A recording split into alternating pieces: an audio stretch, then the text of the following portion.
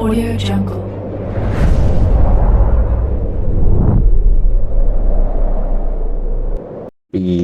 Balik lagi bersama Mimin di Manhwa TV. Kali ini kita akan lanjutkan pembahasan dari cerita I Am Trapped in This Day for 1000 Years. BTW, nyari episode sebelumnya Mimin tempel di deskripsi beserta dengan playlistnya. Dan jangan lupa untuk join saluran WA untuk info terupdate dari Mimin. Linknya ada di deskripsi. Tanpa berlama-lama, yuk kita masuk ke alur ceritanya.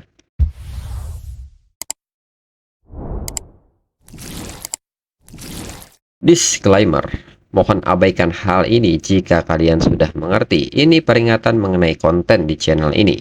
Video ini berisi alur cerita yang mempermudah bagi pendengarnya untuk mengetahui isi ceritanya dan memahami alur ceritanya. Jika ada kesamaan tokoh dan tempat, ini benar-benar tidak disengaja. Dan peringatan bagi pendengar untuk tidak mencontoh atau meniru perkataan maupun perbuatan yang tidak baik yang ada di video ini. Karena cerita ini hanyalah fiktif belaka. Jika mengerti, yuk kita masuk ke ceritanya. Cerita berlanjut. Li Ruotai pun kembali memperingatkan Guru Wibo untuk tidak melawan kakak iparnya, atau sesuatu yang tidak Guru Wibo inginkan terjadi. Dan jangan salahkan dirinya karena tidak mengingatkan Guru Wibo. Guru Wibo pun bertanya apakah ada sesuatu yang salah atau sesuatu telah terjadi. Li Ruotai pun menyebut di bawah bimbingan Wu Chen, dirinya menangani urusan dengan keluarga Wei dengan baik. Dan Wu Chen sendiri adalah sumber informasinya. Guru Wibo pun bertanya apa latar belakang Wu Chen. Li Ruotai pun mengatakan bahwa latar belakangnya tidak diketahui oleh keluarga Li. Dan dia punya perjanjian dengan ayahnya. Jadi sekarang dirinya harus mendengarkan Wu Chen. Guru Wibo pun mengerti. Setelahnya, Guru Wibo pun menghampiri Wu Chen dan sedikit membungkuk dan tertawa. Serta mengatakan bahwa dirinya sudah lama mendengar nama Wu Chen. Li Ruotai sering menyebutnya. Wu Chen seharusnya mengirimi pesan sebelum Wu Chen datang ke Modu. Jadi dirinya bisa mengirim seseorang untuk menyambut Wu Chen. Surosong yang melihat sikap Guru Wibo merasa heran. Guru Wibo belum pernah begitu antusias sebelumnya, bahkan kepada ayahnya sendiri. Guru Wibo pun seketika menyebut Antek Surosong tidak bisa mengenali Wu Chen, dan menyebutnya pembunuh. Wu Chen adalah tamunya yang sangat penting. Surosong yang merasa tidak enak pun mengatakan bahwa semua ini hanyalah salah paham. Kemudian Guru Wibo pun segera menyalami Wu Chen dan menyebut Wu Chen baru saja tiba di kota. Dengan ini, Guru Wibo mengajak Wu Chen untuk makan bersama, merayakan kedatangan Wu Chen. Dan Guru Wibo meminta Surosong untuk ikut dengan mereka. Wu Chen pun mengerti dan dirinya akan mengikuti pengaturan dari Guru Wibo. Lalu saat mereka berpindah ke tempat makan, Guru Wibo pun tiba-tiba bertanya apakah Wu Chen mengenal kakaknya. Dalam pikiran Guru Wibo, kakak iparnya mungkin bukan manusia. Dia bisa meramal masa depan. Guru Wibo ingin melihat seberapa menakjubkannya Wu Chen. Wu Chen pun seketika bertanya apakah Guru Wibo ingin bertanya bagaimana cara untuk menang melawan kakaknya. Guru Wibo pun menanyakan pendapat Wu Chen mengenai hal itu. Wu Chen pun menjelaskan, sebagai keturunan generasi ketiga dari keluarga Modu, Guru Wibo dan saudaranya yang bernama Guru Wixiang sama-sama jenius dalam bisnis. Mereka berdua terpilih dari 30 besar elit bisnis berusia di bawah 30 tahun versi Forbes dan dipuji sebagai bintang kembar keluarga Gu bagi keluarga lainnya. Dan hubungan mereka cukup dekat. Karena ini adalah persaingan yang sehat. Sebagian besar sumber daya keluarga Gu digunakan untuk membantu saudaranya. Meskipun Guru Wibo melakukannya dengan baik juga. Guru Wibo tidak boleh punya konflik kepentingan dengan saudaranya dalam bisnis. Dan dia punya prioritas dalam sumber dayanya juga. Akan sulit kalau Guru Wibo ingin menang melawannya. Mendengar hal ini, Guru Wibo menilai bahwa Wu Chen banyak bicara. Tapi itu semua adalah sesuatu yang bisa dipelajari dengan sedikit penyelidikan. Guru Wibo pun bertanya-tanya apakah Li Ruotai melebih-lebihkannya. Namun Wu Chen pun kembali mengatakan bahwa itu bukan berarti Guru Wibo tidak punya kesempatan. Ini tergantung pada keberanian Guru Wibo. Guru Wibo pun bertanya-tanya arti dari kata-kata Wu Chen ini. Guru Wibo pun menyebut jika Wu Chen mengetahui hubungan dirinya dengan kakaknya, maka kata-kata Wu Chen barusan tidak pantas. Wu Chen pun mengatakan bahwa ini bukan tentang saudara Guru Wibo. Ini hanyalah bisnis. Jika Guru Wibo ingin lebih kaya dan sukses dari saudaranya, Guru Wibo harus melakukan sesuatu. Guru Wibo pun penasaran dan bertanya, dirinya harus apa? Apakah tentang keberanian yang Wu Chen sebutkan tadi? Wu Chen pun bertanya apakah Guru Wibo tidak bisa menebaknya. Yang dirinya maksud adalah Ding Ruilong. Mendengar hal ini, Guru Wibo menilai Wu Chen ingin membunuh dengan pisau pinjaman, agar keluarga Gu dan keluarga Ding berperang. Supaya keluarga Ding tidak mengganggunya, Wu Chen bisa bersenang-senang bersama Li Ruobing sebanyak yang Wu Chen mau. Dan keluarga Gu mungkin akan dalam bahaya. Namun Guru Wibo merasa ini salah. Wu Chen dengan jelas mengatakannya, menghasilkan uang dengan bisnis. Maksudnya jelas, Wu Chen tidak ingin membunuh Ding Ruilong. Untuk ini, Guru Wibo pun akan menanyakannya agar lebih jelas lagi. Guru Wibo pun bertanya apakah maksud Wu Chen mengambil bisnisnya.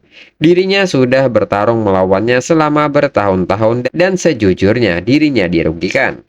Wu Chen pun menyebut bahwa dirinya tahu tentang persaingan Guru Wibo dengan Ding. Metode asli Guru Wibo tidak akan berhasil. Itu sebabnya dirinya meminta keberanian Guru Wibo. Bisnis yang dirinya bicarakan. Selama Guru Wibo berani, Wu Chen jamin Guru Wibo akan membutuhkan waktu paling lama 1 tahun untuk melampaui saudaranya. Mendengar hal ini, Guru Wibo pun kaget dan berpikir bahwa itu tentu saja berlebihan. Jika ini benar-benar hanya bisnis dengan jaminan Li Ruotai, dirinya bersedia mempertaruhkan semuanya. Dengan dasar pemikiran ini, Guru Wibo mengatakan bahwa dirinya akan melakukan bisnis ini. Wu Chen pun mengerti dan dirinya akan melakukan panggilan terlebih dahulu. Lalu nyatanya Wu Chen saat ini menghubungi Wu Yurong. Wu Yurong pun menyebut Wu Chen sebagai bocah nakal. Bukankah Wu Chen baru saja menelpon dirinya? Apakah Wu Chen merindukan dirinya? Wu Chen pun tanpa basa-basi dan meminta Wu Yurong untuk datang ke Modu. Wu Yurong pun bertanya apakah sekarang. Wu Yurong pun bertanya apakah Wu Chen tidak akan menyuruhnya pergi setelah berbicara beberapa kata. Wu Chen pun berjanji tidak akan seperti itu. Wu Yurong pun mengerti dan dirinya akan segera ke sana dan meminta Wu Chen menunggunya serta memberikan sebuah ciuman di handphone. Di sisi lain, Guru Wibo yang menguping pembicaraan ini menyadari bahwa itu jelas bukan suara Li Ruobing. Wu Chen adalah pacar Li Ruobing, tapi Wu Chen masih punya wanita lain di sekitarnya. Namun menurut Guru Wibo ini urusan duniawi. Itu tidak penting. Jika dirinya benar-benar bisa melampaui saudaranya, dirinya, Guru Wibo, akan menganggap Wu Chen sebagai pemimpinnya. Lalu tak lama kemudian, seorang pelayan pun mempersilahkan seseorang untuk masuk. Dan ternyata itu Wu Yurong sudah sampai. Dan hal ini pun mengagetkan Guru Wibo dan Surosong. Mereka tidak menyangka bahwa yang akan datang adalah Wu Yurong. Dalam pikiran Guru Wibo, yang sebelum Wu Chen panggil di telepon adalah Wu Yurong. Dan Guru Wibo juga mendengar bahwa jika benar itu Wu Yurong, dia mengatakan kata-kata seperti bocah nakal dan ciuman dari telepon. Guru Wibo pun menjadi sangat ragu-ragu dan bertanya-tanya apakah dirinya salah dengar. Kemudian Wu Yurong pun segera berjalan menghampiri Wu Chen dan seketika merangkulnya. Di saat itu Wu Yurong meminta Wu Chen untuk segera menyelesaikan urusannya. Dirinya tidak bisa menahannya lebih lama lagi. Namun di saat itu Wu Chen pun segera memegang Wu Yurong dan mengatakan bahwa Wu Yurong sering tersandung akhir-akhir ini. Lalu Wu Yurong pun menyapa Guru Wibo karena mereka lama tidak bertemu. Guru Wibo pun juga menyapa balik Wu Yurong. Menurut Guru Wibo, seorang dewi yang benar-benar berbeda dari Wu Yurong yang biasanya. Dan Wu Qian tidak peduli bagaimanapun dirinya melihatnya, mereka mencurigakan. Dengan ini, dirinya akan menunggu dan melihat bisnis apa yang dia katakan. Kemudian Wu Qian pun mengatakan karena mereka semua berada di pihak yang sama di sini, maka dirinya akan langsung. Wu Yurong akan menarik asetnya dari bisnis yang berhubungan dengan keluarga Ding. Dan Wu Qian pun terus menjelaskan rencananya selama 1 jam. Guru Wibo pun menyebut bahwa rencana Wu Qian cukup teliti. Dirinya akan menelpon dan menyuruh 2 orang untuk membawa file-file itu ke sini. Surosong meminta Wu Qian dan Wu Yurong untuk duduk lebih dulu untuk menunggunya. Kemudian Wu Yurong pun menyebut Wu Qian membawanya menjadi mitra bisnis tanpa mengucapkan sepatah kata pun. Sangat efisien sekali. Wu Qian pun bertanya apakah Wu Yurong tidak puas. Wu Yurong yang mulai meraba-raba Wu Qian pun menyebut bahwa dirinya sangat puas dan bertanya, bagaimana caranya berterima kasih kepada Wu Qian. Wu Qian pun bertanya apa yang sedang Wu Yurong bicarakan. Itu semua adalah bagian dari rencananya. Hanya saja Wu Yurong beruntung mengenalnya saat ini. Wu Yurong pun berdiri dan meminta Wu Qian untuk tidak membohonginya. Wu Qian melakukan ini untuk dirinya dan semua itu adalah untuknya. Wu Yurong pun bertanya apakah Wu Qian berencana memberitahu Guru Wibo tentang hubungan mereka. Wu Qian pun seketika mengatakan bukankah mereka tidak bisa memberitahu Guru Wibo. Hanya saja mereka tidak perlu membocorkannya kepadanya. Tentu saja tidak masalah jika dia mengetahuinya. Wu Yurong pun nampak ragu dengan hal ini, ataukah sebenarnya Wu Qian takut kebocoran tersebut akan berdampak kepada Wu Qian dan Lir Wobing. Lalu di saat yang sama, Guru Wibo pun kaget melihat pemandangan yang terjadi di depannya. Lalu Guru Wibo pun memberitahu Wu Qian bahwa dirinya sudah selesai menelpon. Dalam pikiran Guru Wibo bertanya-tanya apakah dirinya tidak salah lihat. Apakah ini Wu Yurong yang dirinya kenal?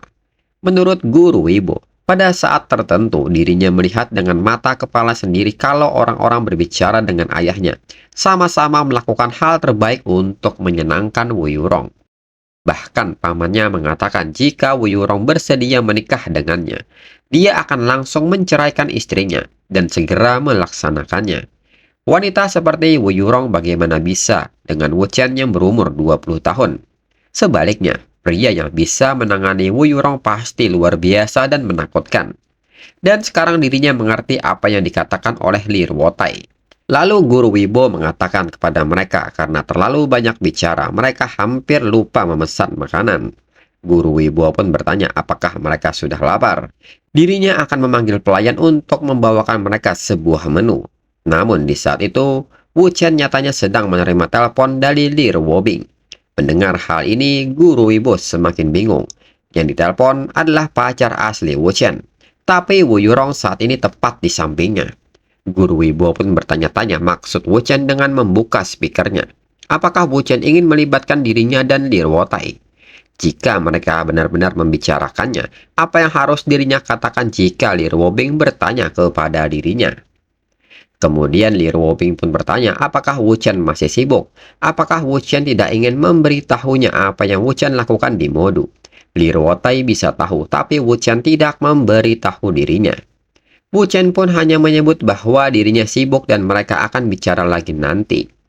Lir Wobing pun bertanya sibuk apa Wu Qian di jam seperti ini. Apakah bersama wanita? Guru Wibo pun panik mendengar hal ini. Lalu Wu Yurong pun mendekat dan bertanya apakah itu Lir Wobing. Kembali Guru Wibo kaget dan bertanya-tanya apa yang sedang Wu Yurong lakukan. Apakah dia sedang menyatakan perang dengan pacar asli Wu Qian? Lir Wobing pun bertanya apakah Wu Yurong bersamanya. Apakah dia pergi ke Modu bersama Wu Qian? Wu Qian pun mengatakan bahwa dirinya memanggilnya untuk urusan serius dan di saat itu Wu Qian pun bertanya apakah Lir Wobing ingin berbicara dengan Wu Yurong. Mendengar hal ini, Guru Wibo pun merasa heran mengapa Wu Qian ikut campur. Apa ini tidak cukup kacau? Ini lebih buruk daripada ketahuan menipu diri sendiri. Di sisi lain, dalam pikiran Lir Wobing, Wu Qian mengatakan bahwa itu urusan bisnis, urusan serius. Apa yang bisa dirinya lakukan? Tentu saja dirinya akan memaafkannya. Lalu Lir Wobing pun mengatakan bahwa dirinya mengerti. Urusan Wu Qian dirinya akan menunggu Wu Qian. Setelahnya, Wu Chen pun meminta guru Wibo untuk memesan hidangan. Mereka akan berdiskusi sambil makan. Guru Wibo pun mengerti. Dalam pikiran guru Wibo, ini sungguh konyol. Mereka tidak berkelahi. Li Ruobing bisa menoleransi kalau Wu Chen punya wanita lain. Atau mungkinkah Li Ruobing juga tidak bisa mengendalikan Wu Chen? Untuk mendapatkan Li Ruobing dan Wu Yurong secara bersamaan harus sehebat apakah Wu Chen? Guru Wibo pun menilai Wu Chen pria yang luar biasa dan dirinya mengakui kekalahannya. Kemudian Guru Wibo pun mengatakan bahwa ini semua informasi yang dirinya peroleh dari penyelidikan Ding Ruilong setelah kompetisi bertahun-tahun. Semua perusahaan di bawahnya, kepemilikan saham transfer dana, semuanya ada di sini. Setelah Wu Chen memeriksanya, Wu Chen pun menyebut bahwa pada bagian ini, secara bertahap akan ada orang-orang yang dengan cepat menjual sahamnya dan berpisah dari keluarga Ding. Menggunakan agen untuk membeli saham perusahaan tertentu milik keluarga Ding secara terpisah, dan melakukan kontak dengan beberapa pemegang saham kecil secara rahasia. Mendengar hal ini, Guru Wibo menilai selama sahamnya dimiliki mencapai rasio tertentu, mereka bisa langsung mengambil alih perusahaan tersebut. Ini seperti perampokan, tapi keberuntungan berpihak pada tangan yang lebih cepat. Dengan latar belakang keluarganya, koneksi Wu Yurong dan informasi yang disediakan Wu Chen, mereka tidak boleh melewatkan satu pun dari ketiganya. Tapi dengan ketiganya hadir, mustahil bagi mereka untuk kalah. Itu adalah titik kunci yang paling penting sekarang. Rasio saham perusahaan keluarga Ding yang mereka makan. Lalu Wu Chen pun mengatakan bahwa sekarang mereka sudah hampir selesai. Wu Chen mengajak mereka melanjutkan bisnis mereka dan membahas pembagian rasio saham antar perusahaan mereka. Mendengar hal ini, Guru Wibo merasa ini saatnya. Guru Wibo pun segera mengatakan bahwa menurutnya, mereka perlu menghemat 5% dari keuntungan. Mereka memperlakukan orang untuk menggunakannya. Orang yang menginginkan sebagian dari kue itu. Dan Wu Chen serta Wu Yurong mereka akan mengambil 60%. Mendengar hal ini, Wu Yurong pun tidak menyangka. Dirinya pikir Guru Wibo hanya akan memberinya 40%. Wu Chen pun seketika mengatakan yang artinya Guru Wibo hanya punya 35%. Guru Wibo pun menyebut bahwa dirinya akan menganggapnya sebagai balasan untuk berteman dengan Wu Chen. Wu Chen pun tersenyum dan mengatakan bahwa Guru Wibo sungguh tanpa pamrih. Ini keberuntungan dan kerjasama yang menyenangkan. Kemudian setelah makan malam, Wu Chen dan Wu Yurong berpindah ke tempat lain. Wu Yurong pun mengatakan bahwa mereka berbicara terlalu lama. Itu menjengkelkan.